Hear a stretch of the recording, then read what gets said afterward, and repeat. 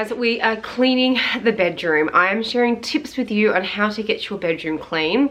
I'm going to show you my bedroom in a minute, and I've got stuff everywhere and I've just let it go kind of for this video because I want to show you how easy it is to keep things in order. I'm not talking Instagram worthy bedroom styled beds and that sort of thing. I'm talking about just keeping things clean and tidy. What I would like you to do is get a basket, a container or something, and you're also going to need a cloth. A wet, damp cloth. That's all you're going to need. If you want spray and wipes, if you want a rubbish bag because you've got rubbish in the bedroom, grab that as well. But you are going to need some sort of basket and a cleaning cloth. And I'm going to take you through some really basic things to keep on top of your housework in the bedroom. In the coming weeks, I'm going to move into different areas of the house, the lounge room, the dining, the kitchen, the garage, and even the car, and how I plan things to stay on top of having a chaotic house, a messy house, a house that overwhelms me because I'm just constantly having to clean. So the kids are at kindy today. We've gotten dressed. I have purposely not made the bed. I've got washing sitting everywhere. I've got dirty washing sitting everywhere. I've got floors I haven't vacuumed for about a week. I had a cup of tea in bed last night. I've got a cup of tea sitting on my nightstand. I've got cords plugged in everywhere. I've got little Mrs. hair ties sitting on the bed. She needs a clean, and it can get quite overwhelming for some people not knowing where to start. So I'm pretty much going to share some tips with you on how to easily get back on top of things. Now, whether you do this on a Saturday or a Friday night, or one part every day, or it's all part of your morning routine, I'm not here to tell you that sort of stuff today. I'm just going to give you some really basic tips that then we can talk about later in other videos on how to keep on top of it. I do have some free templates on sort of cleaning and prioritizing your rooms. You know, when you do it weekly or monthly, that's up to you. So pop it to my website. They're free templates. Feel free to order one and I will send it to you. But let's just get into some really simple things to have an organized room. I'm focusing on our master bedroom. Children's bedrooms are a bit different because there's toys and things. Similar principle, but I will cover those bedrooms in another video. Biggest thing for me in a bedroom is making the bed. It sounds really simple, but just having a made bed is a massive step to having an organized bedroom. I find you sleep better, your room looks a lot more made up than it currently does right now, which is not made.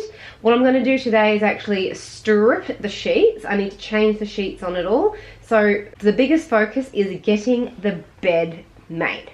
Before I make the bed today, I want to do a bit more of a deep clean. And for us, focusing just on the bed, we're just keeping with the bed today. We actually have a fabric headboard. So what I do with my cleaning cloth, I just got my cleaning cloth is like towel dry, so it's slightly damp. And I'm just going to go through and brush the headboard and get any dust off because it has collected dust. And I want that dust to fall onto the floor. So my later steps when I vacuum, it gets all cleaned up. I don't wanna waste my time, so baby we should start living now.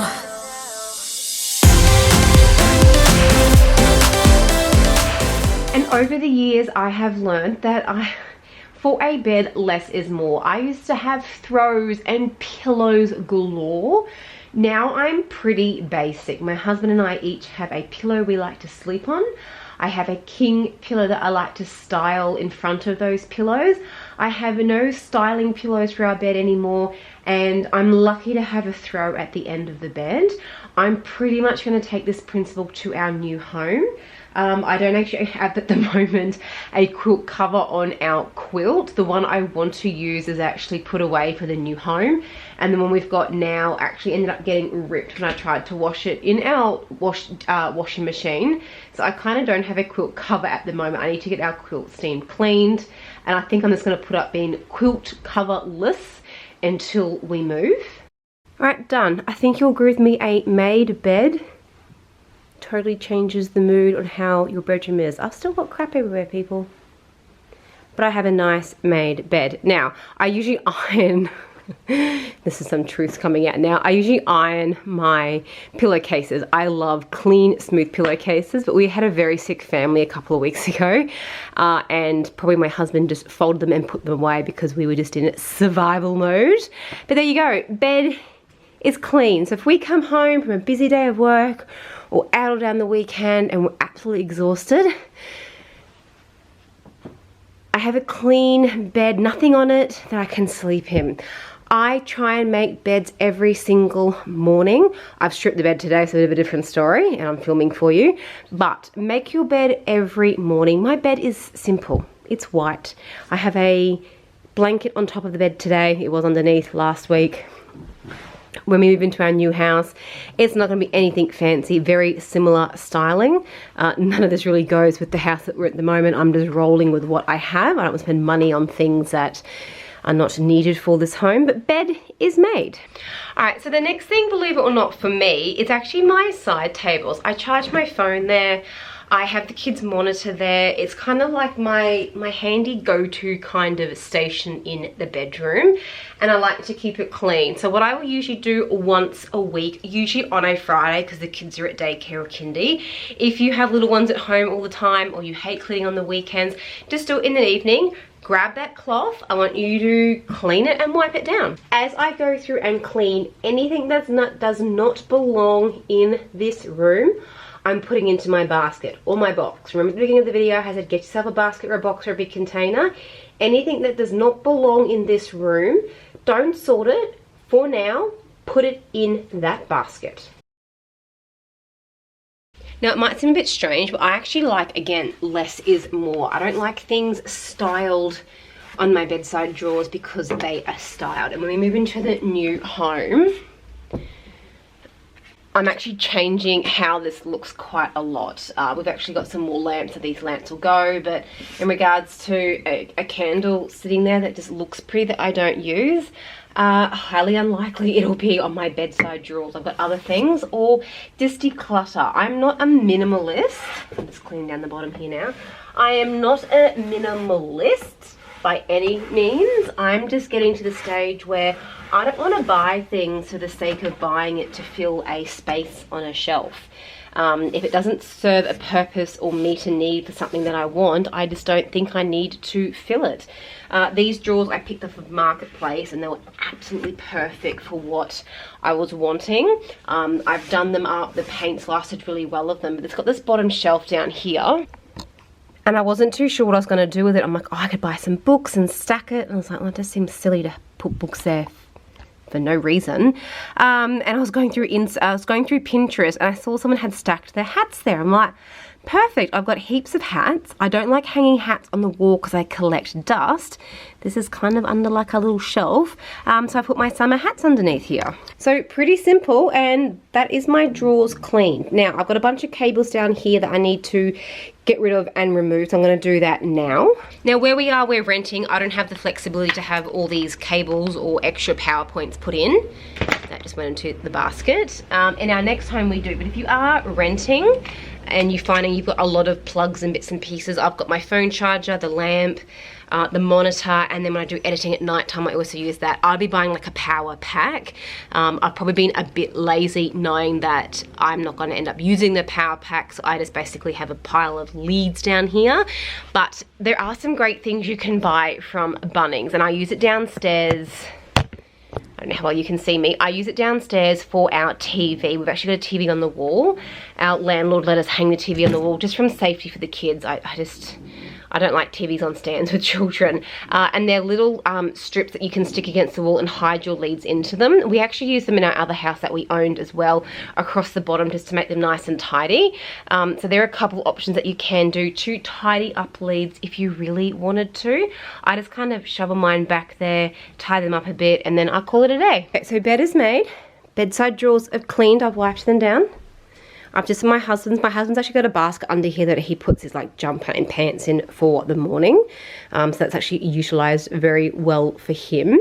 What I'm going to do now is quickly clean up things on the floor. I'm going to set a 5-minute timer. Things that don't belong in this room are going to go into the basket. Yes, my daughter's room is 2 doors down. I could easily walk it down, but I'm focusing on this room in the basket, and I can put it away later.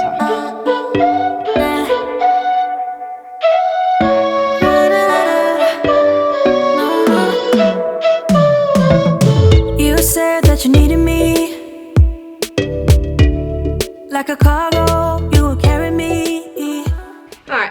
like my basket of things that don't belong in this room, I'm gonna take it out of this room and just stick it in the doorway for now. So I have created a pile of dirty washing sitting in my hallway, along with the basket that does not belong in here. So everything in this room is sorted and put away. I have made the bed, I have cleaned the bedside drawers if you have any, and I have cleaned the floor. The next step for me is going to be to vacuum. If I wanted to go a step further and do a bit more of a clean, what I'm gonna do is before I vacuum, get this cloth and go along all the skirting boards and just give it a wipe. Having a wet cloth to clean your skirting boards and inside between the wall and where the carpet or your floorboards meet actually gets all the dirt out a lot easier than vacuuming. Just makes your job a bit easier. So I kind of work from that top down approach with all the dirt and the dust. So I would go along and clean all of my skirting boards before I take on the step of vacuuming. I just hope you know my depth, even though it makes no sense. Sometimes I'm broken, too much of emotions. Sometimes I'm the lightning, don't wanna pick a fight with. Everything seems so good, I guess I can't help myself. Would you call me if I'm in the dark? I'm calling up 'cause I'm right under the stars. Would you run on me leaving this mark? But baby, I'm the one who's breaking hearts, And just with those simple changes, making the bed, wiping down the bedside tables and vacuuming the floor, we don't have great carpet where we live. In this rental here, I would have ripped the carpet up and replaced it. I'm working with what I've got. It is clean carpet. Yes, it's literally falling to pieces, but it's cleaned. I vacuumed it, it is cleaned, and the room just feels so much more refreshing. Yes, I have a pile of washing to put away. There are actually some new clothes I got for hubby that he needs to try on. Yes, I could have wiped down the windows and removed the finger marks that you maybe can't see on the windows. I could have detailed all the skirting boards and that sort of thing. I will do it, I do it, but for today I want to show you just a couple of key things to get the bedroom in shape. Make my bed every morning. Once a week I do a clean down of the bedside tables, and once a week I will vacuum. If I have kids home or if I was working full time, I'm gonna get asked this question. I have kids at home, I work full time, I don't have the time to do it throughout the day. Yes, my kids are at daycare and kindy today. If I was doing this on a day that they were home with me, which I do sometimes, I would bring them upstairs with me. I would give them an activity to do in their bedroom. Then I'd be making the bed, vacuuming the floors. I'd then go into their bedrooms and say, make the bed with me.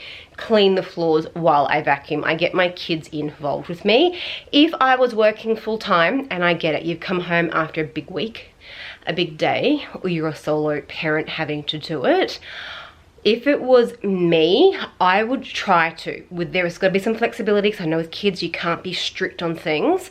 I would try and focus on one day to do a certain task in the home. If you love weekends to be free, you shouldn't be aiming to do your cleaning on the weekend, because by the time the weekend comes, you think, oh my God, I gotta clean, I don't want to, and then it just starts to pile up.